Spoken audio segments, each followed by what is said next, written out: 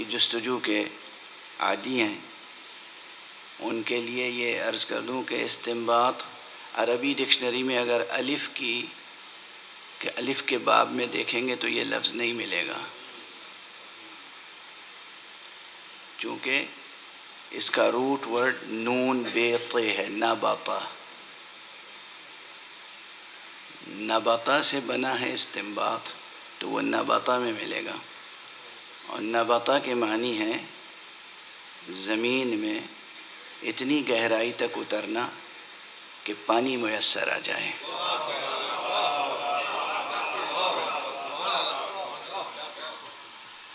اور اس سے بنا استنباط یعنی وہ عمل جو پانی طلب کرنے کا عمل ہے، یعنی زمین کو کھود کر مٹی ہٹا کر اب وہاں سے اس لغوی معنی سے لے کے اسے آئے ادبیات میں اور قانون میں کہ صفحے پر لکھی ہوئی عبارتوں کے اندر گہرائی میں اتر کر آب حیات معنی تلاش کرنا،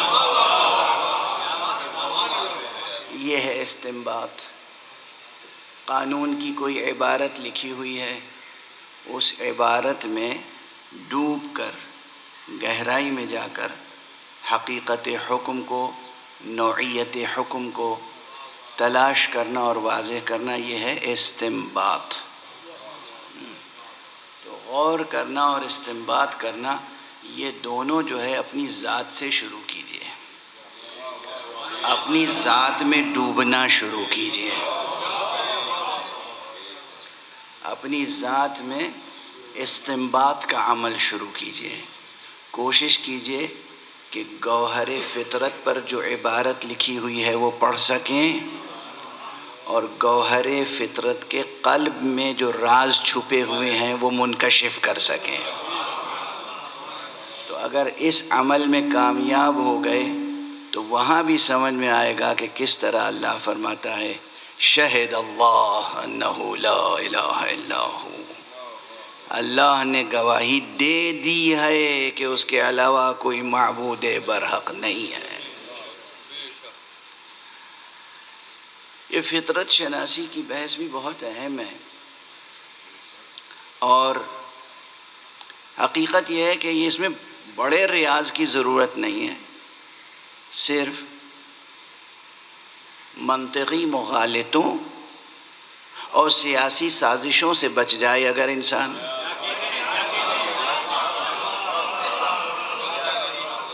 بس دو چیزیں ہیں، اگر سیاسی سازشوں سے بچا رہے جو خود انسان کے خلاف ہوتی رہتی ہیں، اور اگر منطقی مغالطوں سے بچ جائے۔ اسی لیے منطق میں باب مغالطہ بہت تفصیل سے پڑھایا جاتا ہے۔ مغالطہ کہتے کسے ہیں؟ غالطہ یغالط مغالطہ، مغالطہ کسے کہتے ہیں؟ کسی کو غلطی میں ڈالنا،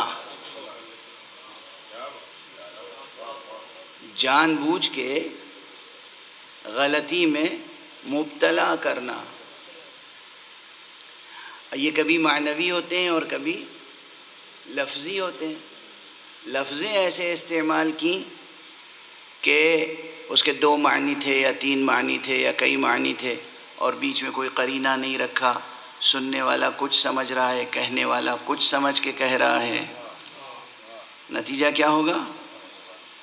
غلطی میں مبتلا ہو سکتا ہے، بلکہ ہو جائے گا۔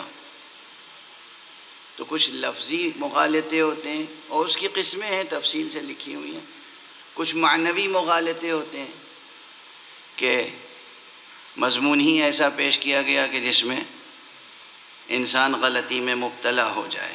دشمن غلطی میں مبتلا کرتا ہے، اگر انسان نے منطق اچھی طرح سے نہیں پڑھی تو غلطی میں مبتلا ہو جاتا ہے۔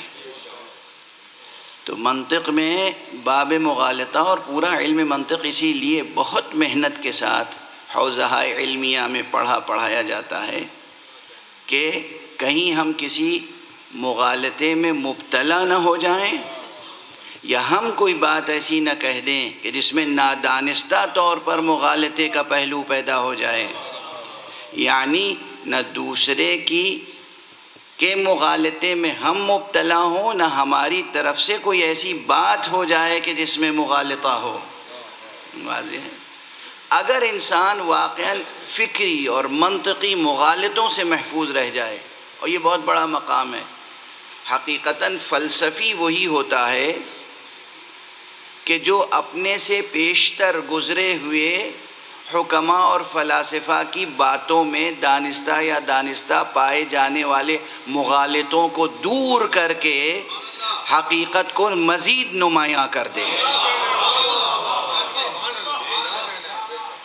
ایک فلسفی کا یہ بڑا وظیفہ ہوتا ہے، اور پہچان اس کی یہی ہوتی ہے، اس کی شناخت اور اس کی عظمت اس میں پوشیدہ ہے کہ گذشتگان کے یا معاصرین کے افکار میں پائے جانے والے جھول کو، مغالطے کو، خلل کو پہچان لے اور اس کے بعد پھر اس کا علاج کرے۔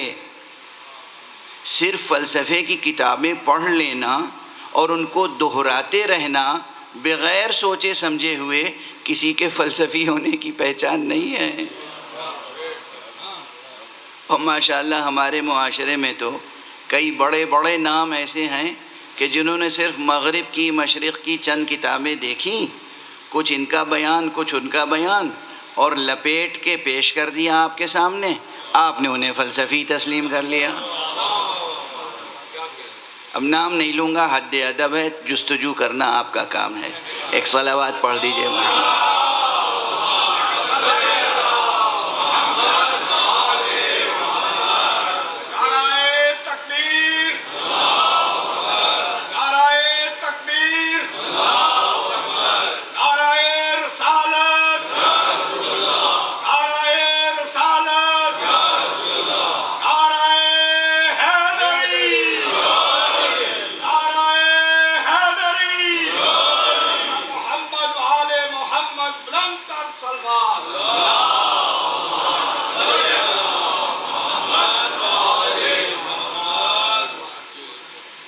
ایک پہلو تو یہ ہے، یہ ضروری ہوتی ہیں تنبیہات۔ تنبیہات یعنی کسی چیز کی طرف کسی کو متنبہ کرنا۔ متنبہ کرنا یعنی اس کی توجہ کو مرکوز کر دینا، یہ ضروری ہوتا ہے۔ ورنہ ہمارے معاشرے میں یہ، بلکہ سبھی معاشروں میں یہ ہوتا ہے کہ انسان کسی ایک شخص یا کسی ایک سائنٹسٹ یا کسی ایک فلسفی یا کسی ایک استاد، کسی ایک مصنف کی تحریر و تقریر پر بھروسہ کر کے آگے بڑھتا چلا جاتا ہے، نقل قول ہوتا چلا جاتا ہے، یعنی بات دہرائی چلی جا رہی ہے، دہرائے جا رہے ہیں، دہرائے جا رہے ہیں، دہرائے جا رہے ہیں۔ اور اگر ٹھہر کے غور کر لے کوئی اخلاص کے ساتھ، تو پروردگار نے ایک وعدہ کیا ہے، اور عملاً وہ جو وعدہ کرتا ہے اسے پورا کرتا ہے، اور اس کے علاوہ کون ہے جو اپنا وعدہ پورا کر سکے سوائے ان کے جن کو وہ مقام شہادت میں اپنے ساتھ پیش کر سکے۔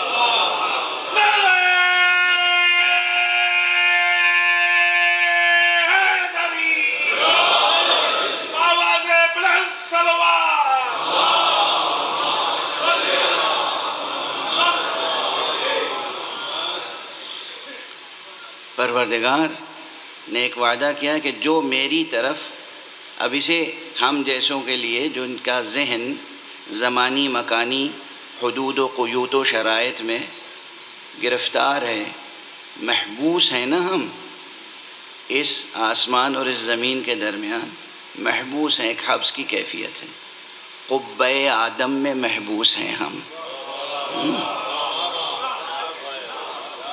یہ کنایہ ہمیں بہت پسند ہے، بزرگان نے استعمال کیا، اس آسمان کو قبہ آدم کہتے ہیں، تو اس قبہ آدم میں ہم محبوس ہیں، اس کے اپنے شرائط ہیں۔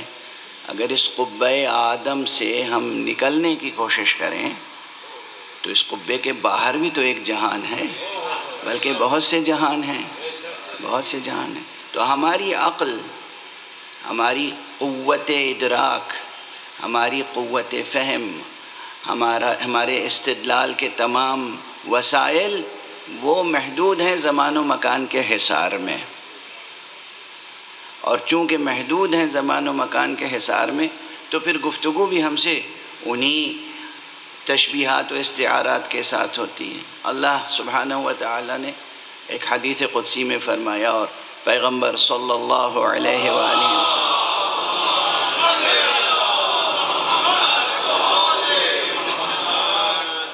نے اپنی زبان مبارک سے وہ مضمون ہم تک پہنچایا۔ اس میں کہا گیا کہ اللہ فرماتا ہے جو بندہ، یاد رکھیے گا اور تجربہ کر کے دیکھیے گا، توجہ تو پیدا کیجئے اللہ کی طرف، جو بندہ میری طرف ایک بالشت بڑھتا ہے میں خود اس کی طرف ایک گز بڑھتا ہوں۔ جو بندہ میری طرف ایک انگل بڑھتا ہے میں اس کی طرف ایک بالش بڑھتا ہوں، جو ایک بالش بڑھتا ہے میں ایک گز بڑھتا ہوں۔ یعنی اپنے لطف بے پناہ کا اعلان فرمایا ہے پروردگار نے۔ میں نے اسی لیے شاید مکرر عرض کیا ہے ادھر کہ آپ کو اندازہ نہیں کہ اللہ آپ سے کتنی محبت کرتا ہے، ہمارے گنہگار ہونے کے باوجود، ہمارے خطاکار ہونے کے باوجود، ہمارے جاہل اور غافل ہونے کے باوجود، ہمارے ظلوم و جہول ہونے کے باوجود ہم سے کتنی محبت کرتا ہے کہ ہر ہماری ضرورت کی چیز ہماری طلب سے پہلے موجود ہے۔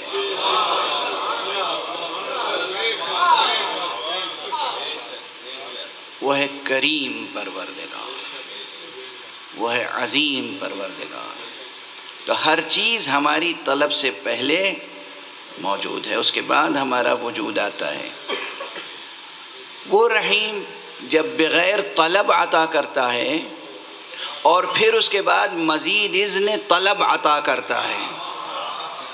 یہ تو ہم نے زمین دے دی، آسمان دے دیا، زمین سے آسمان تک پوری کائنات دے دی، تیرے لیے خلق کی، سورج چاند ستارے سب بنائے اور ان کو مسخر کر دیا تمہارے لیے۔ یہ سب مضامین قرآن مجید میں موجود ہیں، کوئی مبالغہ شاعرانہ نہیں ہے، یہ کوئی سخن آوری نہیں ہے، مضمون آوری نہیں ہے، یہ سب قرآن مجید میں موجود ہے کہ ہم نے یہ سب تمہارے لیے مسخر کر دیا۔ اچھا، یہ سب بنا کے مسخر کر دیا اور پھر اذن طلب بھی دیا، پھر اذن طلب بھی دیا کہ اور مانگو اگر مانگنا چاہو۔ اس کے معنی یہ ہے نا کہ پھر اس عالم کے علاوہ بھی عالم ہوں گے۔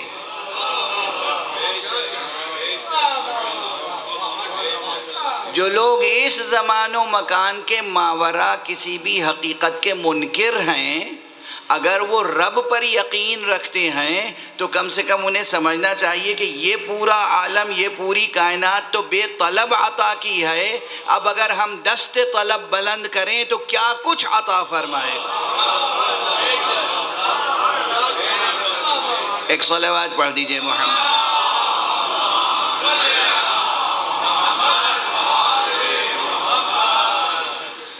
توجہ ہے؟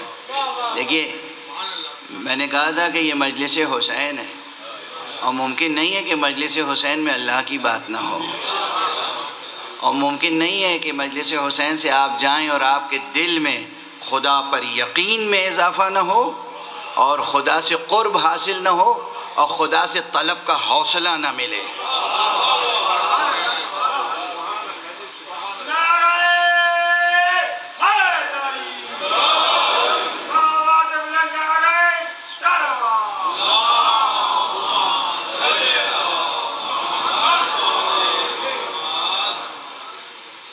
خدا شناس بنیں، خدا سے محبت کریں، خدا سے طلب کریں۔ اگر کوئی کریم اذن طلب دے رہا ہے تو پھر طلب کرنا صرف سنت و مستحب نہیں ہے، واجب ہے، طلب کریں۔ اسی لیے عرفاء باللہ کا یہ قول ہے کہ دیکھو، دنیا تو، یہ پوری دنیا تو تمہاری اپنی جد و جہد اور سعی و کوشش سے مل سکتی ہے، مگر آخرت حاصل کرنے کا بس ایک ذریعہ ہے، دعا، عبادت اور دعا۔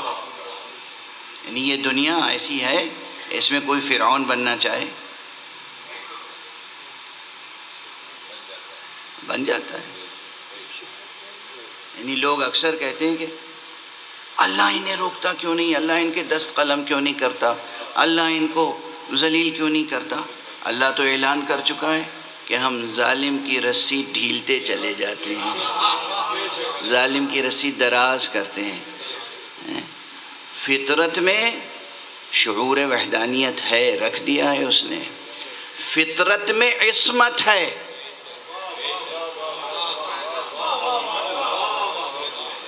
کاش ہمارے جوانوں کو یہ جملہ یاد رہ جائے اس فقیر کا، فطرت میں عصمت ہے، فطرت میں عصمت ہے، فطرت میں عصمت ہے۔ اگر انسان سازشوں کا شکار نہ ہو، مغالطوں میں مبتلا نہ ہو، تو کبھی غلطی میں مبتلا نہیں ہوگا، کبھی گناہ نہیں کرے گا، کبھی کسی بری چیز کو پسند نہیں کرے گا۔ کیونکہ ہر ایک کے اندر یہ فطرت ہے، کہیں نہ کہیں صبح سے شام تک آپ محسوس کرتے ہوں گے، اچھی چیز نظر آئی پسند آتی ہے، اچھی بات سنی پسند آتی ہے، بری بات سنی پسند نہیں آتی، برا منظر سامنے آیا اچھا نہیں لگا۔ یہ کیا ہے؟ یہ پہچان ہے کہ فطرت میں عصمت ہے۔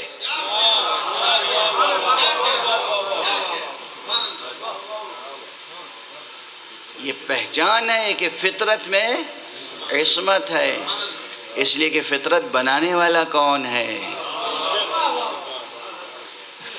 فَأَقِمْ وَجْهَكَ لِلدِّينِ حَنِيفًا، کیوں حکم دیا گیا؟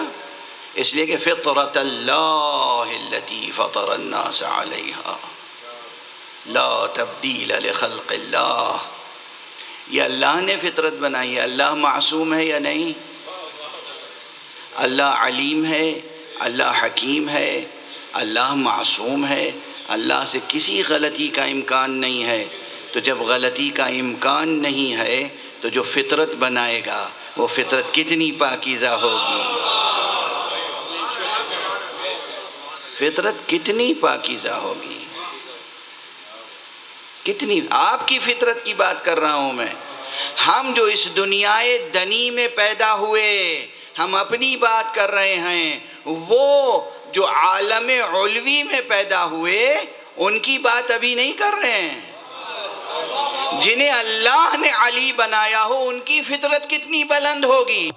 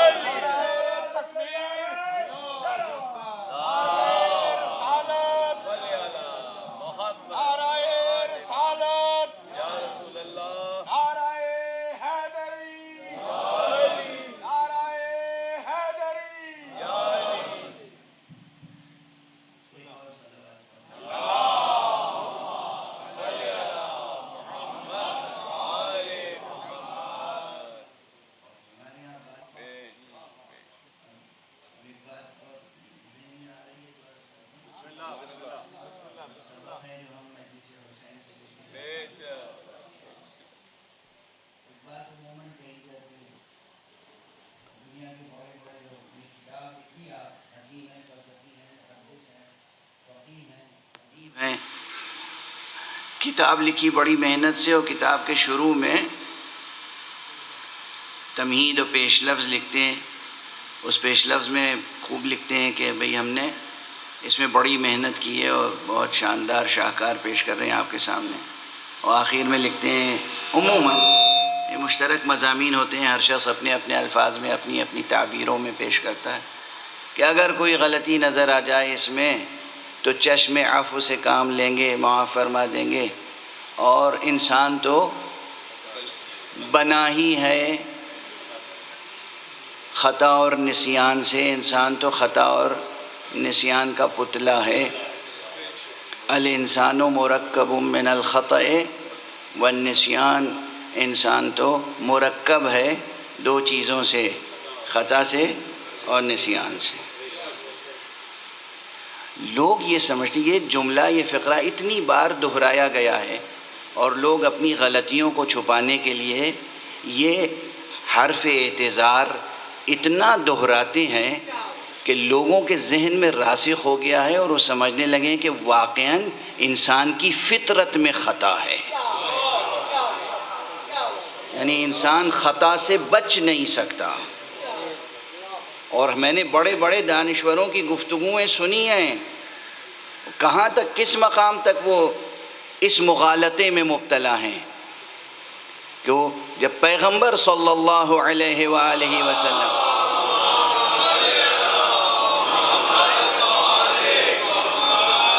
کی عصمت کی ہم بات کرتے ہیں کہ وہ معصوم ہیں، کسی اور کی نہیں، پیغمبر کی. تو اب مسلم حلقوں سے، مسلم حلقوں میں داخل بعض نمایاں چہروں سے یہ آوازیں آتی ہیں، صاحب وہ انسان ہیں، ہم جیسے انسان ہیں، اور وہ معصوم کیسے ہو سکتے ہیں، ہم کسی کو معصوم نہیں مانتے سوائے اللہ کے. یہ بڑی شدت سے ایک بات کہی جا رہی ہے رسول کے تعلق سے بھی اور رسول کے بعد ہونے والے اہل بیت رسالت سے ہونے والے ائمہ اطہار کے تعلق سے بھی. ایک صلوات پڑھ دیجئے محمد.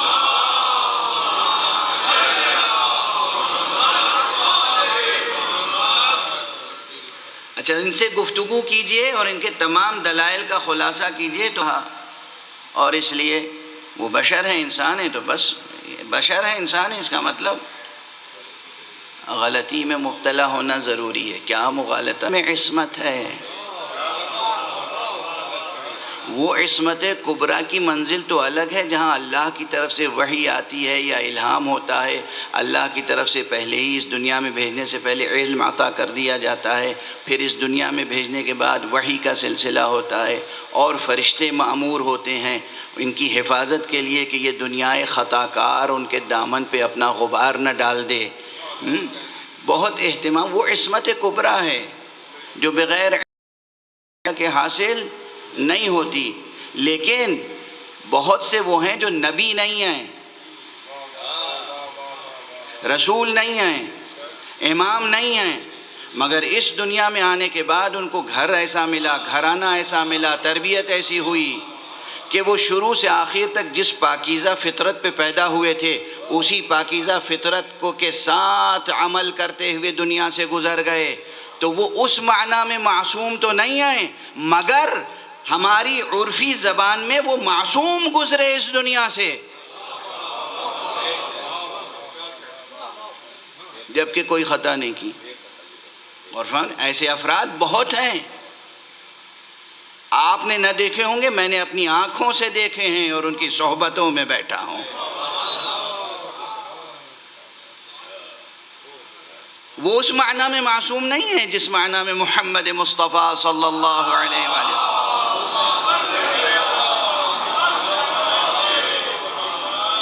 وہ اس معنی میں معصوم نہیں ہے جس معنی میں حضرت امیر المومنین علی ابن ابی طالب علیہ السلام.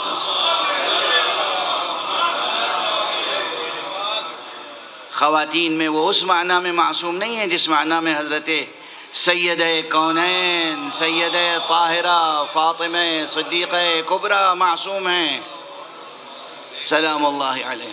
نہیں، اس معنی میں نہیں ہے، بالکل نہیں ہے. ان کے پاس وحی نہیں آتی، ان کے پاس فرشتے اس معنی میں نہیں آتے، اس معنی میں نہیں آتے. ورنہ فرشتے تو عام انسانوں کی مدد کے لیے بھی آتے ہیں. کتنی آیتیں اور کتنی روایتیں گواہ ہیں. ہم آپ کے لیے کہیں کہ آپ قدم اٹھائیے، فرشتے آپ کی مدد کریں گے، تو آپ کی پیشانی پہ خوشی اور مسرت کے پھول کھل جاتے ہیں. اور اگر ہم کہیں کہ فاطمہ زہرا کے گھر میں فرشتے آ کے مدد کرتے تھے، چکی چلاتے تھے، بچوں کو کھلاتے تھے، تو پھر آپ اس کو غلو کہتے ہیں. آئینہ ہوتی چلی جاتی ہے. عملاً کم حاصل ہوتا ہے یہ، لیکن حاصل ہوتا ہے۔ یہ جو سیر و سلوک لازم قرار دیا گیا، ریاضتیں لازم قرار دی گئیں، یہ اسی لیے کہ تمہارے وجود پر، گوہر ہستی پر، گوہر فطرت پر جو غبار بیٹھ گیا ہے، جو مٹی بیٹھ گئی ہے، اسے دور کرو۔ اسی کا نام ریاض ہے۔ یہ محنت کرو، یہ ریاض کرو، یہ ہے کہ نفس کو پاک کرو، نفس کا تزکیہ کرو۔ یہ جو فقرہ ہے یہ بھی ذہن پر بیٹھے ہوئے غبار کا نتیجہ ہے کہ ہر انسان خطا و نسیان کا پتلا ہے۔ لوگ سمجھتے ہیں جیسے یہ قرآن کی کوئی آیت ہے یا یہ کسی فلسفی کا قول ہے۔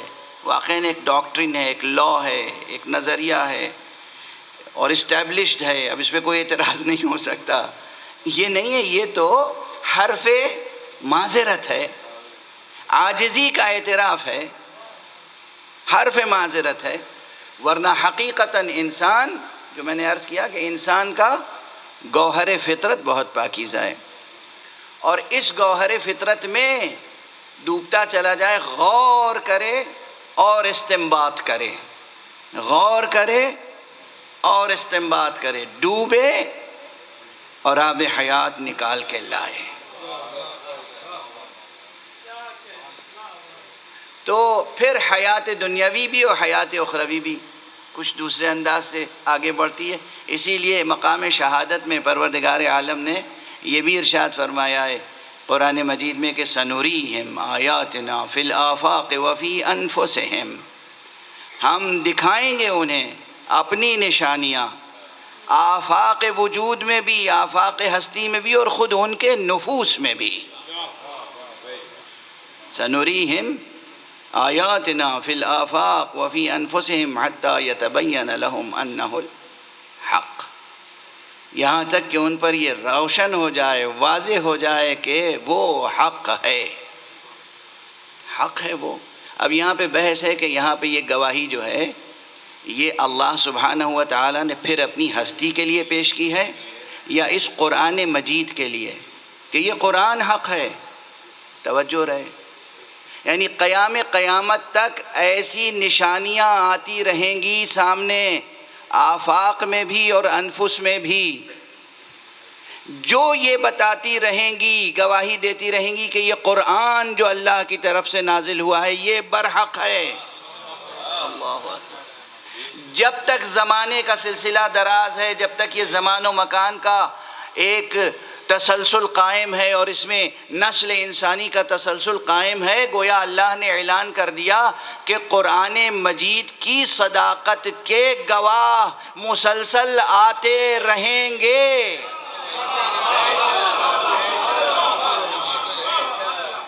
اور یہی ایک سبب ہے کہ ہم کسی عالم کے ترجمے اور تفسیر پر ٹھہر کر یہ نہیں کہہ سکتے کہ قرآن مجید کو سمجھنے کا حق ادا ہو گیا۔ کتنی ہی محنت سے کوئی کرے، بسم اللہ، آپ نے اپنا حق ادا کیا، قرآن کا حق نہیں ادا ہوا۔ آپ نے اپنا حق ادا کرنے کی کوشش کی، قرآن کا حق نہیں ادا ہوا۔ یہ نہ سمجھیے کہ جو کچھ قرآن کی عبارتوں میں مضامین تھے سب آپ نے سمجھ لیے اور بیان کر دیے، گویا آپ اتنا بڑا دعویٰ کرنا چاہتے ہیں کہ آپ کا ذہن اور آپ کا قلب ظرف علم الہی ہے۔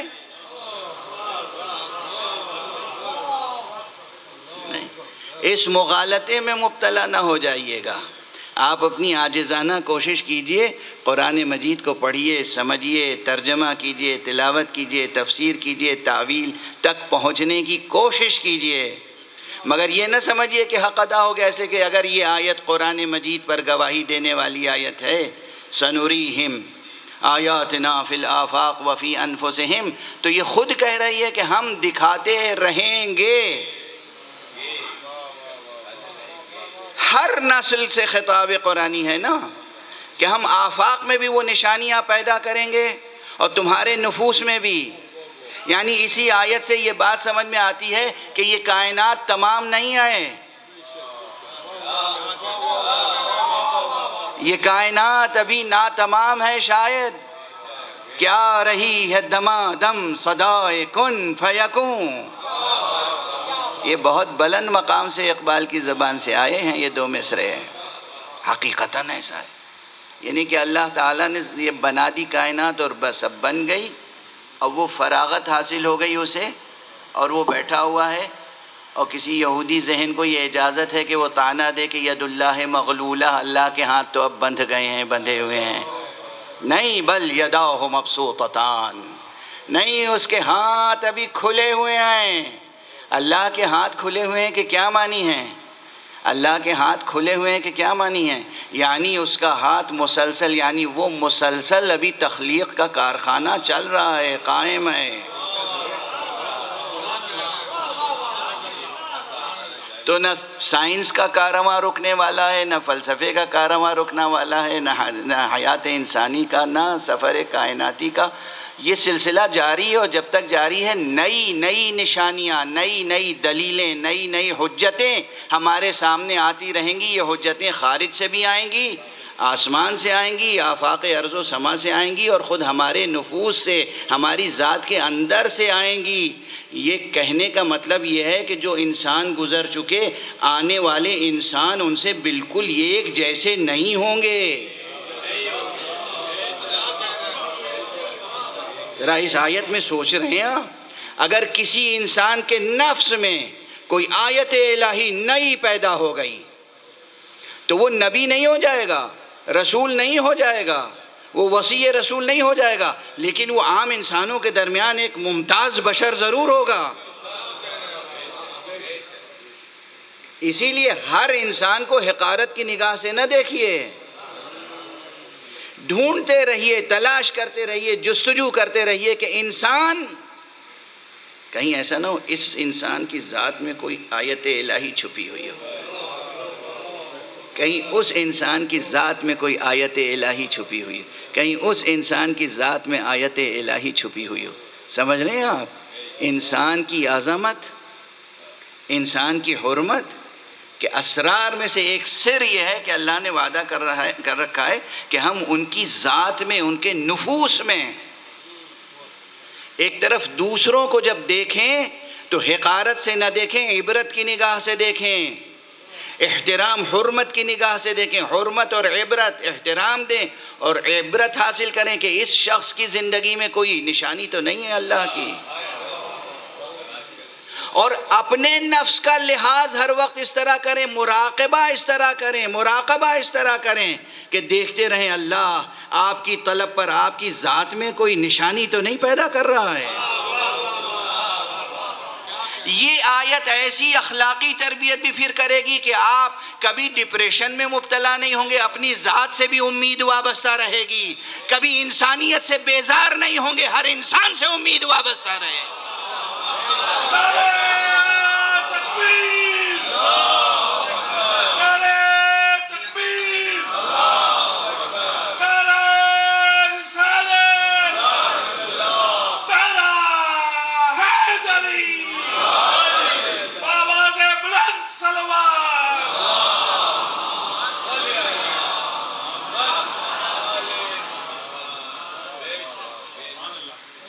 دیکھیے بات کہاں سے کہاں تک پہنچتی ہے، بات کہاں سے کہاں تک پہنچتی ہے. یہ اللہ کی گواہیوں کے ساتھ ساتھ گفتگو ہو رہی ہے، لیکن کہاں تک پہنچی کہ آپ کو اپنی ذات پر کیسا ایک اعتماد حاصل ہوا اور آپ کو اپنی ذات کے تعلق سے ایک امید پیدا ہوئی. ہمیں اپنی ذات کی حفاظت کرنی ہے، ہمیں اپنی ذات کا مطالعہ کرنا ہے، ہمیں اپنی ذات سے امید رکھنی ہے کہ نہ جانے کب کس وقت کوئی ایک آیت الہیہ پیدا ہو جائے. توجہ ہے جوانان عزیز، بزرگان محترم، کوئی عمر کے کسی بھی درجے میں ہو، لیکن وہ اپنی ذات سے مایوس نہ ہو. جب بھی کبھی ڈپریشن میں مبتلا ہونے لگیں اسی آیت کی تلاوت کر لیا کیجئے. سنریہم آیاتنا فی الآفاق وفی انفسہم حتی یتبین لہم انہ الحق اولم یکف بربک انہ علی کل شیء شہید. اس آیت کو اس نقطۂ نظر سے بھی پڑھیں کہ آپ کے نفس کا اخلاقی اور عرفانی علاج و معالجہ ہوتا رہے۔ پروردگار تو نے وعدہ کیا ہے کہ ہم تو تیری زندگی میں ایک آیت پیدا کر سکتے ہیں، پروردگار پھر میری زندگی میں یہ کیوں مایوسیاں آ رہی ہیں؟ سائیکیٹرسٹ کے پاس فوراً نہ چلے جایا کیجیے، یہ ان کی دوائیں جو ہیں آپ کو اور بیمار ڈال دیتی ہیں۔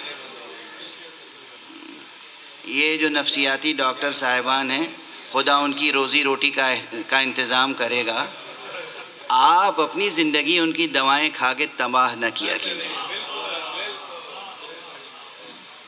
خدا پہ بھروسہ رکھیں۔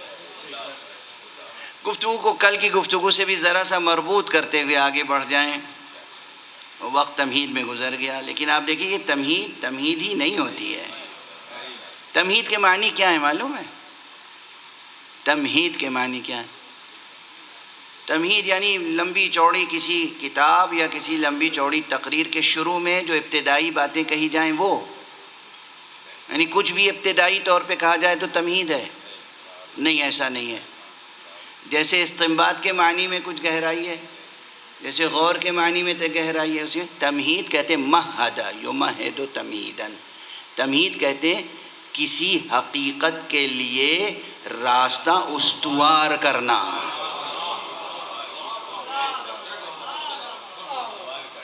آنے والے مولود کے لیے جیسے ماں اپنی آغوش کو کشادہ کرتی ہے، اسی طرح اپنے ذہن اور قلب کو کشادہ کرنا آنے والے معنی کے حقائق کے لیے۔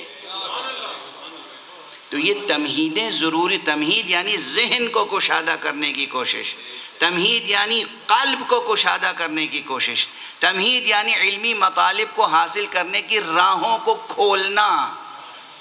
تو یہ تمہیدیں صرف لفظیں نہیں ہیں کہ بھئی تمہید ہی بہت لمبی ہو گئی، بات نتیجے تک نہیں پہنچی۔ تمہید ایسی ہو کہ نتیجہ حاصل ہو جائے۔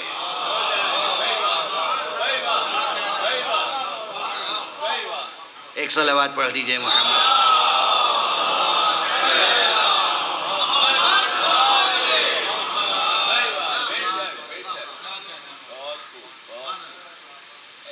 اب اگر کوئی کتاب لکھے اور اس کی تمہید ہی پڑھ کے ہم لوگ کتاب کو سمجھتے ہیں کہ اب اسے پڑھنا ہے یا نہیں، تمہید کے الفاظ دیکھے اور اس میں سمجھ میں آ جاتا ہے کہ کیا ہے۔ وہ تمہید کتاب کی گرہ نہیں کھولتی، صرف وہ ہمارے دل کی کلی بھی کھلتی ہے اگر تمہید میں واقعاً کچھ ہو، اور اگر تمہید میں صرف میں تو بھی خطرہ پیدا ہو جاتا ہے کہ ہم انسان رہیں گے یا گھاس چرنے والا کوئی جانور بن جائیں گے۔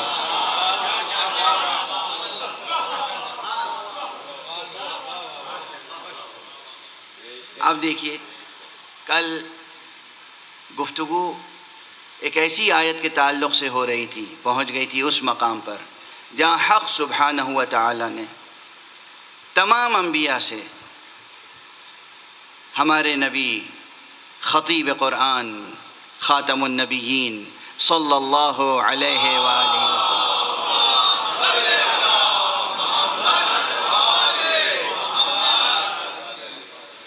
پر ایمان لانے اور ان کی مدد کرنے کا مضبوط مؤکد عہد لیا ہے، مضبوط اور تاکیدی عہد لیا ہے۔ تو سوال پیدا ہو گیا تھا کہ انبیاء تو گزر گئے، ایمان لاتے تو وہ ہیں جو موجود ہوں اور ایمان نہ رکھتے ہوں پہلے سے، پھر ایمان لائیں۔ بھائی ایک ہی تصور ہے نا آپ کے سامنے، ایمان لانے کا ایک ہی تصور ہے لوگوں کے پاس، کیا کہ یہ کافر تھے، مشرک تھے، رسول پاک نے اسلام کا کلمہ پڑھایا، کلمہ پڑھ کے مسلمان ہو گئے۔ تو عام انسانوں کی بات نہیں ہو رہی ہے، نبیوں کو اللہ کہہ رہا ہے کہ ایمان لاؤ۔ وہ نبی جو اللہ کی طرف سے خود حقیقت ایمان لے کر زمین پر آئے ہیں، ان سے کہا جا رہا ہے پھر کہ ایمان لاؤ۔ اور نبیوں کے علاوہ خود جو لوگ ایمان لے آئے تھے، قرآن مجید میں ایک سے زائد مقامات پر ایسی مثالیں ہیں جہاں کہا گیا یا ایھا الذین آمنوا آمنوا، اے ایمان لانے والو ایمان لاؤ۔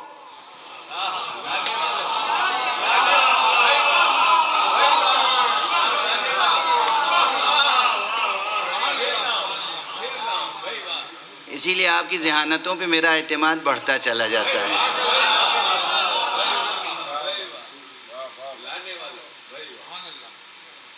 کلمہ لا الہ الا اللہ پر ایمان لانے والو ایمان لاؤ۔ کس پر ایمان لائیں؟ محمد رسول اللہ پر ایمان لاؤ۔ پھر دوسرے مقام پہ آتا ہے یا ایھا الذین آمنوا آمنوا، ایمان لانے والو ایمان لاؤ۔ معلوم ہوتا ہے لا الہ الا اللہ کہہ چکے ہیں، محمد رسول اللہ کہہ چکے ہیں، اب کس حقیقت پہ ایمان لائیں؟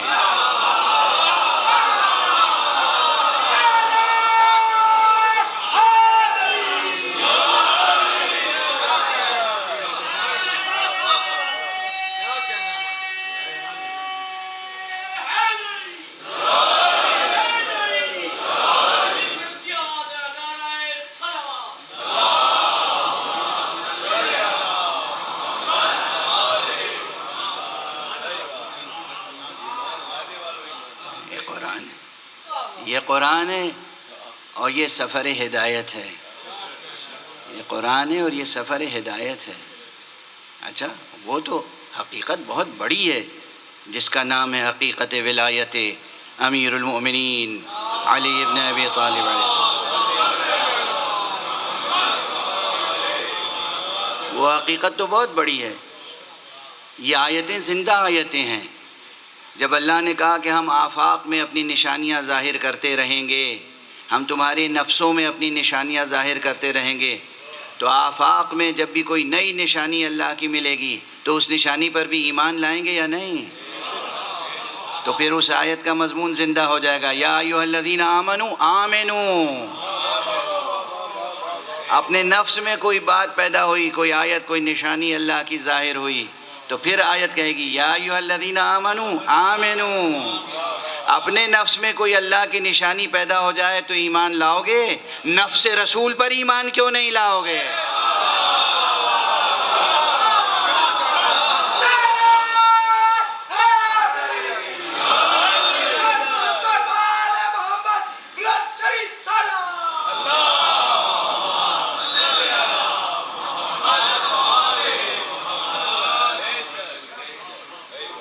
دیکھیں کس کس طرح گفتگو گزرتی ہے، کہاں کہاں سے، کن کن منزلوں سے۔ یہ گفتگو ایک وحدت ہے، ایک وحدت۔ الفاظ کی کثرت میں معنی کی وحدت تلاش کیا کیجیے۔ الفاظ کی کثرت میں معنی کی وحدت تلاش کیا کیجیے۔ کل گفتگو پہنچ گئی تھی وہاں تک کہ بھئی نبیوں کو حکم دیا گیا آپ ایمان لائیں گے تاکید کے ساتھ، نصرت کریں گے۔ تو سوال اس کے ایک معنی تو یہ بیان کر دیا گیا کہ ہر نبی سے گویا یہ عہد لیا گیا کہ آپ اپنی امتوں کو بتائیں گے کہ جب نیا نبی آئے، آخری نبی آئے تو اس پہ ایمان لانا اور اس کی مدد و نصرت کرنا۔ لیکن خطاب لفظاً جو خطاب نبی سے ہے تو یہ ترجمہ قہری طور پر ہم اپنی کوتاہی عقل کی بنا پر کر رہے ہیں کہ اس میں ان امتوں کی قید لگا دی۔ بے شک امتیں شامل ہیں لیکن شامل حکم تو نبی بھی ہیں۔ تو جب ہر نبی سے کہا گیا کہ آپ ایمان لائیں گے اور نصرت کریں گے تو ذہن رک جاتا ہے، یہ ممکن کیسے ہوگا؟ بس یہیں سے حکیمانہ و فلسفیانہ بحثیں ناگزیر ہو جاتی ہیں۔ ناگزیر، چارہ نہیں ہے کہ ہم سوچیں کیسے ایمان لائیں گے، کیسے مدد کریں گے۔ خواب میں ایمان لائیں گے، خواب میں مدد کریں گے، وہیں عالم برزخ میں ایمان لائیں گے، وہاں مدد کریں گے، یا نبی ہیں اس دنیا سے نکلے تو ان کا ٹھکانہ تو بس جنت ہے، تو جنت میں ہیں وہاں ایمان لائیں گے، وہاں سے نصرت کریں گے، یا کچھ اور ہی حقیقت ہے پیچیدہ سوالات ہیں نا. یہاں ہم مجبور ہوتے ہیں، حکیمانہ تفکر خود پیدا ہوتا ہے مسائل کو حل کرنے کے لیے، اور اسی لیے اسپیس ٹائم تھیوری جو ہے اس پر ہم کو بھی سوچنا پڑتا ہے. یہ صرف سائنسدانوں کا کام نہیں ہے، یہ آپ کا بھی کام ہے، ہمارا بھی کام ہے. قرآن مجید کے ہر طالب علم کا یہ کام ہے کہ زمان و مکان کی حقیقت اور ماورائے زمان و مکان کی حقیقتوں پر غور کرے، لیکن غور کرنے کے بعد جس نتیجے پر بھی پہنچے اس نتیجے کو حتمی قرار دینے سے پہلے قرآن و سنت سے تائید تلاش کر لے. اگر تائید ہوتی ہے تو وہ حق ہے، تائید نہیں ہوتی ہے تو سفر مزید جاری رہے گا.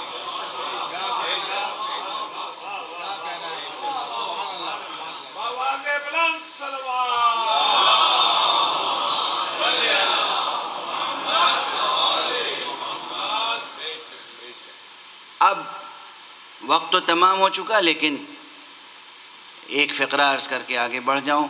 کل اسی ضمن میں معراج کا واقعہ بطور استشہاد پیش کیا تھا میں نے کہ معراج میں حضور گئے. اب بحث یہیں پہ ہوتی ہے. سنگین ہو گئی گفتگو، آج کچھ خالص فکری انداز سے آگے بڑھتی گئی، تو آپ کی تواضع خاطر کے لیے اپنا ایک پرانا جملہ دہرا دوں. اسی ممبر سے کہا تھا کہ جو لوگ یہ سمجھتے ہیں کہ معراج جسمانی نہیں صرف روحانی تھی، اب یہ بہت مشہور ہو چکا ہے جملہ، مگر میرا جملہ ہے تو مجھے دہرانے کا حق ہے. دوسرے میرا جملہ دہرائیں تو دہرائیں، لیکن مجھے تو حق بہرحال حاصل رہے گا. تو ایک لطیف سا جملہ میں نے عرض کیا تھا کہ جو لوگ سمجھتے ہیں روحانی معراج ہوئی تھی، جسمانی نہیں ہوئی تھی، تو جیسا مغالطہ انہوں نے پیدا کیا ہے ویسے ہی مغالطہ آمیز میں ایک بیان ان کے مقابلے میں پیش کر رہا ہوں نقص کے لیے. میں خود کہہ رہا ہوں مغالطہ آمیز کہ بدن اور روح، جسم اور روح کی جدائی کا نام موت ہے، معراج نہیں ہے.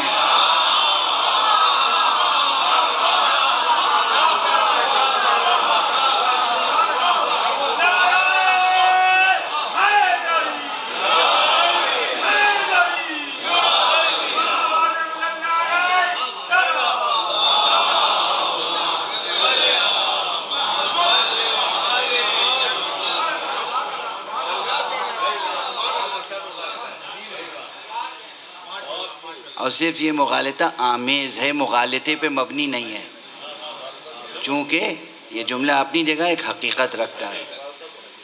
حقیقت ہے کہ بدن اور روح کی جدائی موت ہے، معراج نہیں ہے. پھر معراج کیا ہے؟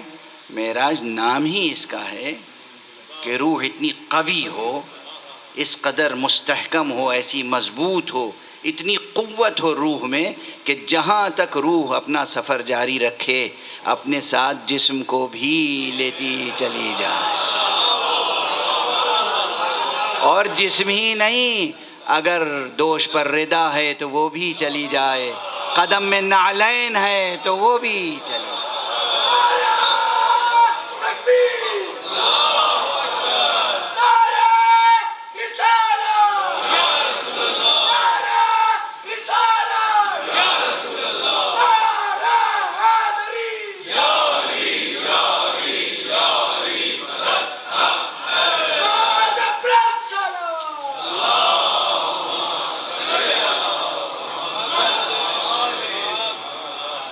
آپ کی ظاہری سائنسی جو تمام معذوریاں ہیں سمجھنے کی، سائنسی معذوریاں ہیں، معجزات کو سمجھنے کی سائنسی معذوریاں ہیں، یہ ترکیب یاد رہے گی. یہ جملہ نیا ہے جو کہہ رہا ہوں، ویسے پوری تقریر نئی تھی، بیچ میں اپنا پرانا کوئی جملہ دہرا دیتا ہوں تو خود کہہ دیتا ہوں کہ بھائی یہ پرانا جملہ ہے. کوئی ایک جملہ اگر دہراتا ہوں اپنا بھی تو حوالہ دے کر دوسروں کا کیا دہراؤں گا. تو معجزات کو سمجھنے کی سائنسی معذوریاں ہیں. ان معذوریوں کو معذوریاں سمجھیں، انہیں حجت کا درجہ نہ دیں، انہیں حجت کا درجہ نہ دیں. یہ معذوری ہے، حجت نہیں ہے. یہ زمین یا آسمان، اس میں کیا کیا آیات الہیہ ہیں. من جملہ ان کے خود معراج ایک ایسی آیت ہے کہ جس میں اللہ سبحانہ و تعالیٰ نے فرمایا ہے سبحان الذی اسریٰ بعبدہ. کیا کہنا اس پروردگار کا جو اپنے بندے کو راتوں رات لے گیا. اب یہ بھی میرا کوئی 20-22 برس پرانا ایک مطالعہ ہے جسے میں نے لکھ دیا ہے، اور وہ ایسی کتابیں وہ ہوتی ہیں کہ جو جلدی سے نسلیں سمجھ نہیں پاتی اور دھیرے دھیرے سمجھتی چلی جاتی ہیں انشاءاللہ. امام فخر الدین رازی نے بہت بڑی تفسیر لکھی ہے، 30 جلدوں میں تفسیر لکھی ہے قرآن مجید کی. اس میں انہوں نے یہ نقطہ اس آیت کے ضمن میں لکھا ہے کہ معراج جسمانی پر دلیل یہ ہے کہ اس میں لفظ عبد آیا ہے. سنریہم آیاتنا فی الآفاق وفی انفسہم سبحان الذی اسریٰ بعبدہ، سبحان الذی اسریٰ بعبدہ. ایک لفظی دلیل دی ہے. دلیل کون سی چاہیے یہاں پر؟ دلیل تو چاہیے عقلی، دلیل تو چاہیے کونی، دلیل چاہیے کونیاتی، لیکن دلیل ہے بہرحال لفظی جو ایک تکوینی حقیقت کی طرف اشارہ کر رہی ہے. لفظی دلیل ہے مگر اشارہ کر رہی ہے تکوینی حقیقت کی طرف کہ عبد کا لفظ، عبد کا کلمہ دلالت کرتا ہے کس پر؟ روح و جسم کے مجموعے پر، خالص مجرد روح پر دلالت نہیں کرتا. اب یہیں پہ بہت گفتگو ہے کہ یہ دلیل درست ہے یا نہیں ہے، مگر انہوں نے ایک دلیل تو دی. اس فقیر نے اسی آیت کی روشنی میں 14 دلیلیں قائم کی ہیں. 14 دلیلیں قائم کی ہیں اس آیت سے. سبحان الذی اسریٰ بعبدہ لیلا من المسجد الحرام الى المسجد الاقصى الذی بارکنا حولہ لنریہ من آیاتنا. یہ جو آیت ہے انہ هو السمیع البصیر، یہ پوری آیت، اس میں ایک نہیں 14 دلیلیں موجود ہیں لفظی و عقلی جو اس پر انسانی ذہن اور دل کو مطمئن کرتی ہیں کہ معراج پیغمبر کی پورے وجود پیغمبر کے ساتھ تھی. اس معنی میں صرف روحانی معراج نہیں تھی جس معنی میں بعض حضرات کہتے ہیں، اور نہ اس معنی میں کہ یہ خواب تھا، کوئی واقعی حقیقی خارج میں سفر نہ تھا. اس لیے کہ خواب کو تو کوئی بھی معراج نہیں سمجھتا بھائی.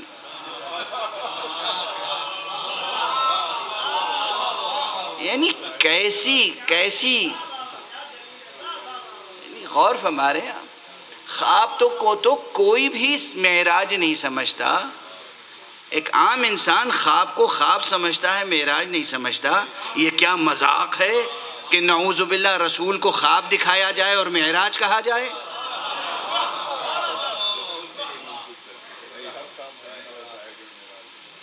بہرحال اب جو کچھ کہہ چکا ہوں اسے مزید نہیں دہراؤں گا، اس ضمن میں پہلے عرض کر چکا ہوں. بچوں کے خواب دیکھنے کی مثال دی تھی میں نے کہ بچے کبھی کبھی ایسا خواب دیکھ لیتے ہیں اور چونک کے اٹھتے ہیں، ڈرتے ہوئے لرزتے ہوئے. ماں باپ دوڑتے ہیں، کیا ہوا، کیوں چیخ رہے تھے، کیوں رو رہے ہو، کیوں گھبرائے ہوئے ہو؟ خواب دیکھا تھا. کیا خواب دیکھا تھا؟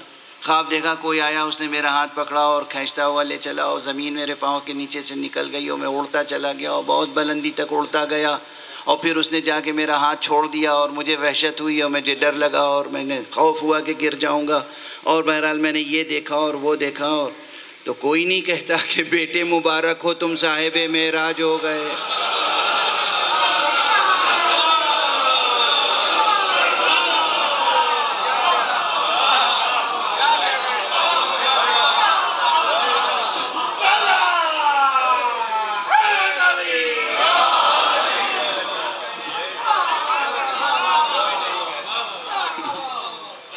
آپ کو تو کوئی بھی معراج نہیں سمجھتا.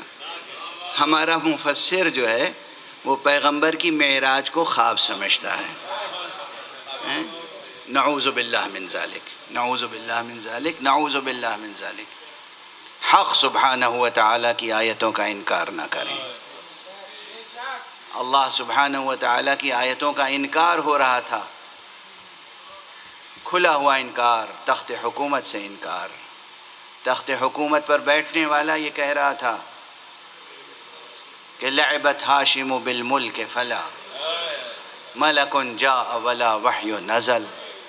یہ تو بنو ہاشم نے ایک کھیل کھیلا تھا اقتدار قائم کرنے کے لیے، ورنہ نہ کوئی فرشتہ نازل ہوا تھا نہ کوئی وحی نازل ہوئی تھی. جب یہ نعرے بلند ہوں مسلمانوں کی حکومت کے تخت پر بیٹھنے والے افراد کی زبان سے، تو پھر لازم تھا کہ حسین ابن علی کھڑے ہوں، اٹھیں اور ناموس رسالت کو اور ناموس وحی کو محفوظ رکھنے کے لیے جو بھی قربانیاں ہیں وہ پیش کریں. اور انہوں نے پیش کی. جس طرح مباہلے میں رسول غیروں کو نہیں لے گئے تھے، اسی طرح سمجھیے کربلا میں حسین کسی غیر کو نہیں لے گئے تھے. آقا حسین تو بس اپنے کنبے کو لے کے گئے تھے. سعادت مند تھے وہ جو آقا حسین کے ساتھ آ گئے. سعادت مند تھے وہ، ورنہ حسین تو اپنے کنبے کے افراد کو لے کے گئے تھے. کچھ خود حسین علیہ السلام کے فرزند تھے اور کچھ ان میں وہ تھے کہ فرزند تو بھائی کے تھے مگر حسین نے اپنے بچوں کی طرح انہیں پالا تھا. آقا امام حسن علیہ السلام جب اس دنیا سے جا رہے تھے تو اپنے بھائی سے وصیتیں کی اور اپنے بچوں کے تعلق سے وصیتیں کی. امام کے کئی بچے ابھی بہت چھوٹے تھے، کوئی 1 برس کا تھا، کوئی 2 برس کا تھا، کوئی 3-4 برس کا تھا. کئی بچے بہت چھوٹے تھے. ان بچوں کو آقا حسین نے اپنے بچوں کی طرح جینے کے لیے پالا تھا.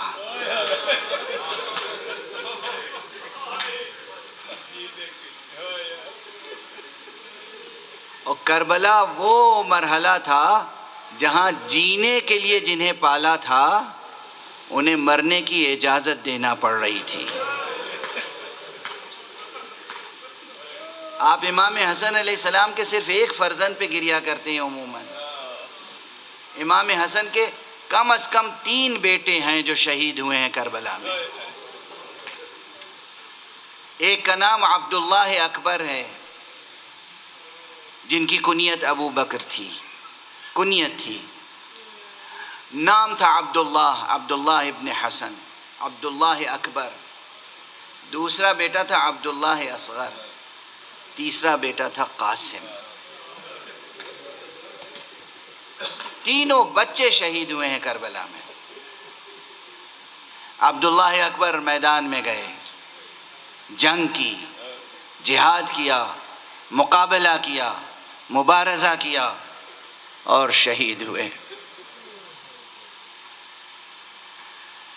ان کی شہادت بھی امام حسین پر گراں تھی. آقا حسین جیسے صابر کی آنکھوں میں آنسو آ گئے تھے، مگر پھر بھی تاریخی بیانات سے جس قدر معلوم ہوتا ہے کہ قاسم کی شخصیت سے امام حسین کو کچھ خاص لگاؤ تھا. اس لیے جناب قاسم کو جب رخصت کرنے کا موقع آیا تو خاص انداز اختیار کیا، آسانی سے اذن نہیں دیا. یہ لکھا ہے روات نے، یہ لکھا ہے دنیا والوں نے بھی، اور ہمارے داخلی سلسلوں سے بھی یہ روایت ہم تک آئی ہے. قاسم کو بہت انتظار کرنا پڑا. ایک بار آئے، امو جان مجھے بھی اجازت دیجیے. آقا نے روک دیا، اجازت نہیں دی. پھر آئے، امو جان اجازت دیجیے، یہ وہی قاسم ہیں جنہوں نے شب عاشور پوچھا تھا کہ کیا کل میرے لیے بھی موت ہے یا نہیں؟ اور امام نے سوال کیا تھا قاسم سے، کیف تر الموت، موت تمہارے لیے کیسی لگتی ہے، تمہیں کیسی لگتی ہے موت؟ تو سن و سال ایسا تھا کہ لم یبلغ الحلم، ابھی بالغ نہیں ہوئے تھے، یعنی 12-13 برس کے درمیان، یعنی یا 13 اور 14 برس کے درمیان کا سن تھا۔ تو فرمایا احلی من العسل، مجھے تو شہد سے زیادہ شیریں معلوم ہوتی ہے۔ یہ وہی قاسم ہے کہ جب ان کو رخصت کرنے کا موقع آیا، آقا امام علیہ السلام نے کئی بار تأمل کیا، اور جب مجبور ہو گئے، امام حسین علیہ السلام اصرار سے، قاسم بھی اصرار کر رہے تھے، مادر قاسم بھی اصرار کر رہی تھیں، تو بلایا، سینے سے لگایا، اور یہ بات لکھیے، بڑی عجیب بات ہے، حسین جیسا صابر سینے سے لگا کے خوب گریہ کیا، اور دونوں غش کھا کے زمین پر گر گئے۔ ایک طرف آقا حسین، ایک طرف قاسم، پھر اٹھے اور پھر سینے سے لگا لیا، پھر خوب گریہ کیا، اور قاسم کو اجازت دی۔ قاسم میدان میں گئے، جی چاہتا ہے کہ آج دونوں شہزادوں کی شہادت کی طرف اشارہ کر دوں، کیونکہ اب وقت ہی کہاں رہ گیا ہے۔ محرم کا انتظار کر رہے تھے کہ محرم آئے گا تو ہم آقا پر گریہ کریں گے۔ محرم آیا اور دیکھیے گزرا چاہتا ہے، اب بس 2 دن رہ گئے، تیسرا دن آج کے بعد عاشور کا ہے، تو سن لیجئے دونوں شہادتیں۔ قاسم گئے، اور جناب قاسم نے، اور کیا سادگی ہے، تاریخوں میں ہے کہ آپ کا قد ایسا تھا کہ کوئی زرہ جسم پر استوار نہیں ہو رہی تھی، تو بغیر زرہ پہنے ہوئے ایک معمولی سا کرتا پہنے تھے، تلوار ہاتھ میں لی، گھوڑے پہ سوار ہوئے، دیکھنے والوں نے دیکھا کہ نالین میں ایک نالین ایسی ہے کہ تسمہ ٹوٹا ہوا ہے، چلے جا رہے ہیں جنگ کرنے کے لیے، اور خوب جنگ کی، بڑے بڑے نامی گرامی سورماؤں کو تحت کیا، شجاعت ہاشمی اور شجاعت علوی اور شجاعت حسنی کا مظاہرہ کیا۔ لیکن اس بچے کے سامنے ایک شقی آیا، فریب کار، اور اس نے سر مبارک پہ ایک ایسا گرز لگایا کہ سرکار امام حسن کا یہ چاند، یہ بیٹا، پھر گھوڑے پہ ٹھہر نہ سکا، زمین پہ آتے آتے بے اختیار کہا، یا عماہ ادرکنی۔ یہ ایک امتیاز ہے دوسرے شہداء اور ان کے درمیان، ہر ایک کہتا تھا، یا ابا عبداللہ علیک منی السلام، یا ابن رسول اللہ علیک منی السلام، آپ پر آخری سلام۔ وہ اس بچے کے منہ سے نکلا، چچا جان مدد کو آئیے۔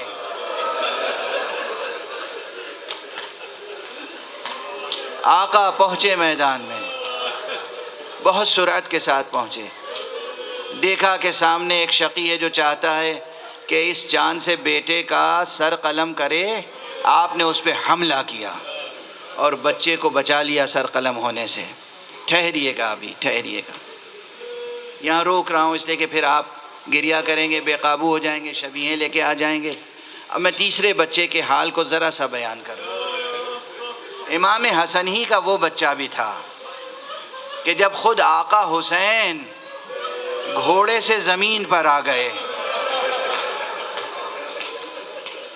تو تاریخیں لکھتی ہیں، دشمن لکھتے ہیں، کیا ہیبت تھی حسین میں، کیا جلال تھا، سر سے پیر تک لہو میں تر، نہ جانے کتنے تیروں کے زخم لگے ہوئے، لیکن زمین کربلا پہ بیٹھے ہوئے تھے، اور کسی میں ہمت نہیں ہوتی تھی کہ آقا حسین کی طرف بڑھ جائے۔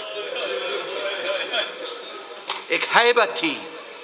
لیکن ادھر عمر ابن سعد بار بار اپنے سپاہیوں کو للکار رہا تھا، کہ دیکھو اب اس شخص میں کوئی ہمت و طاقت نہیں رہ گئی ہے، جاؤ سر قلم کرو اور معرکہ کربلا کا خاتمہ کرو۔ ایک شقی آگے بڑھا، ادھر در خیمہ سے ایک بچہ دیکھ رہا تھا۔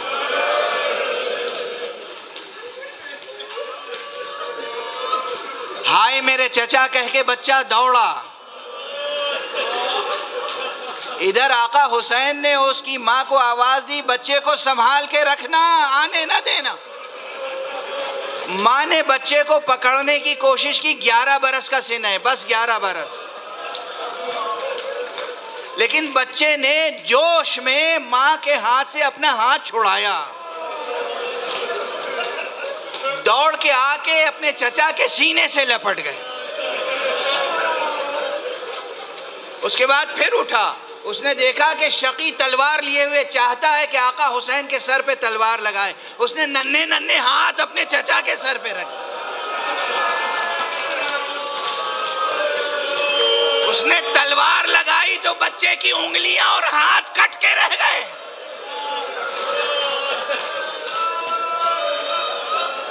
آواز بے اختیار فریاد کی نکلی، چچا! امام نے سینے سے لگایا، دشمن نے امام کی آغوش میں تیر سے اس بچے کو شہید کر دیا۔ یہ تھا عبداللہ اصغر، امام حسن کا بیٹا۔